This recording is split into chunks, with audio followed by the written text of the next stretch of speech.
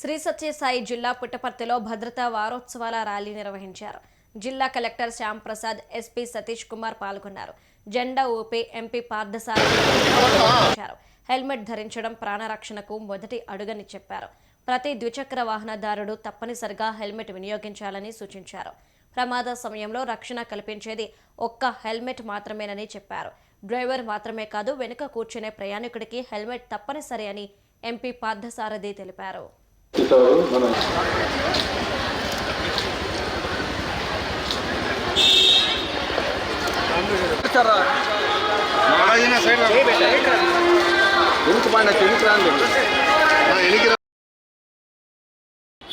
ఈరోజు రహదారుల మీద జరుగుతున్నటువంటి యాక్సిడెంట్ గురించి మనందరూ కూడా తెలుసు.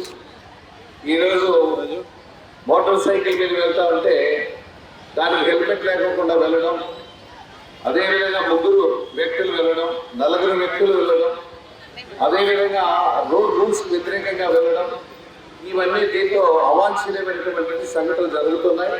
చాలా మంది మరణాలు కూడా సంభవిస్తున్నాయి. అందుకోసమే ఈరోజు జాతీయ రహదారుల యొక్క భద్రత వారోత్సవాల సందర్భంగా అధికారులంతా కూడా విషయాలన్నీ కూడా విశ్లేషించడం జరుగుతుంది. అదేవిధంగా యాక్సిడెంట్లు ఏ విధంగా సంభవిస్తున్నాయి, దాన్ని ఏ విధంగా అరికట్టాలనే దాని మీద క్షుణ్ణంగా అధికారులు కూడా తెలియజేయడం జరుగుతుంది.